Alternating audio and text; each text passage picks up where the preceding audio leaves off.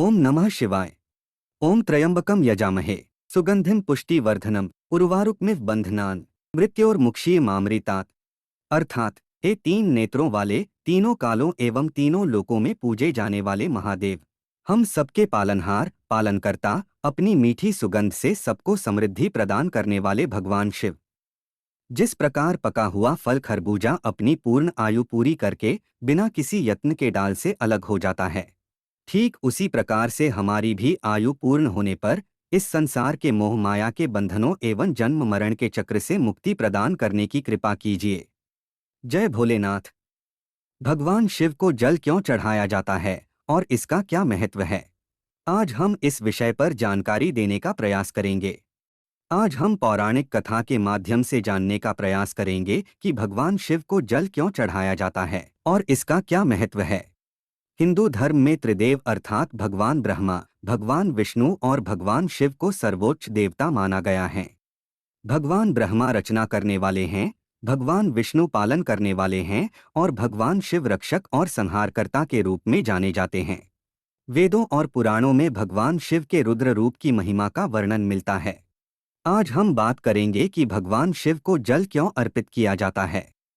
शिव महापुराण में एक प्रसंग आता है कि जब देवताओं और असुरों ने समुद्र मंथन किया तो उसमें से जो पहला रत्न निकला वह था हलाहल यानी कालकूट विष। जब विष निकला तो सभी देवताओं और असुरों में अत्यंत भय उत्पन्न हो गया, क्योंकि विष इतना गर्म और जहरीला था कि इसके प्रभाव से वातावरण का रंग बदलने लगा और बहुत गर्मी उत्पन्न होने के कारण तापमान बढ़ने लगा, जो कि सभी देवताओं और असुरों के लिए चिंता का कारण बन गया।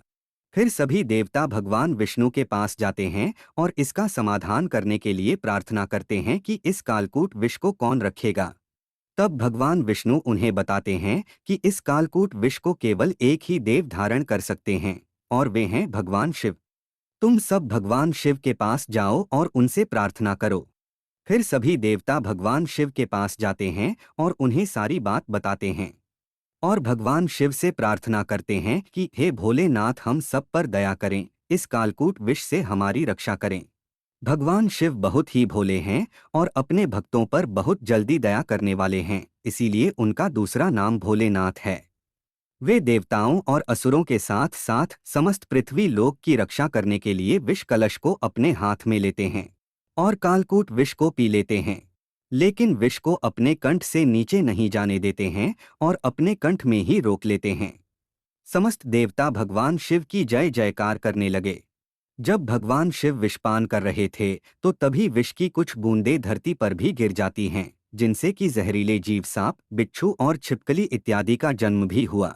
इनमें से सबसे जहरीला जीव सांप है, जिसको कि भगवान शिव ने अपने गले में धारण किया। कालकूट विष पीने के कारण भगवान शिव का कंठ नीला पड़ गया, तभी से भगवान शिव को नीलकंठ नाम से जाना जाता है। कालकूट विष पीने के बाद भगवान शिव के शरीर का ताप अत्यधिक बढ़ जाता है और उन्हें भयंकर गर्मी लगने लगती है। वे अपने आप को ठंडा करने के लिए चंद्रमा को अपने सर पर धारण करते हैं, जिससे उन्हें ठंडक मिलती है, लेकिन फिर भी उनके शरीर का ताप काफी अधिक रहता है। यह देखते हुए सभी देवता भगवान शिव को शीतल करने की बहुत कोशिश करते हैं, लेकिन भगवान शिव को शीतल नहीं कर पाते हैं। यह देखकर भगवान विष्णु तब देवराज इंद्र से कहते हैं कि हे इंद्रदेव, आप भगवान शिव के ऊपर अपनी निर्मल जलधारा प्रवाहित करें। भगवान विष्णु की आज्ञा पाकर देवराज इंद्र तब भगवान शिव के ऊपर जलधारा की अत्यधिक वर्षा करते हैं, जिससे भगवान शिव को अत्यधिक शीतलता मिलती है और भगवान शिव देवराज इंद्र पर अत्यंत प्रसन्न होते हैं और उन्हें आशीर्वाद देते हैं। फिर भगवान शिव के ताप को कम करने के लिए सभी देवता भगवान शिव के ऊपर दूध चढ़ाते हैं। फिर उनके मस्तक और शरीर पर चंदन और कुमकुम इत्यादि का लेप लगाते हैं। इससे भी भगवान शिव को अत्यधिक शीतलता मिलती है। फिर भगवान शिव सभी देवताओं पर प्रसन्न होते हैं और कहते हैं कि हे देवों, तुमने जो कुछ भी मुझे अर्पण किया उससे मुझे अत्यंत शीतलता प्राप्त हुई और मेरा ताप अत्यधिक शांत हुआ। मैं तुम सभी पर अत्यंत प्रसन्न हूँ और तुम्हें विजयी होने का वरदान देता हूँ। फिर भगवान शिव कहते हैं कि जो भी भक्त मुझ पर जल और दूध का अभिषेक करेगा और चंदन कुमकुम का लेप लगाएगा, उसकी मनोकामनाएं पूर्ण होंगी। सभी देवता और असुर भगवान शिव की जय जयकार करते हैं।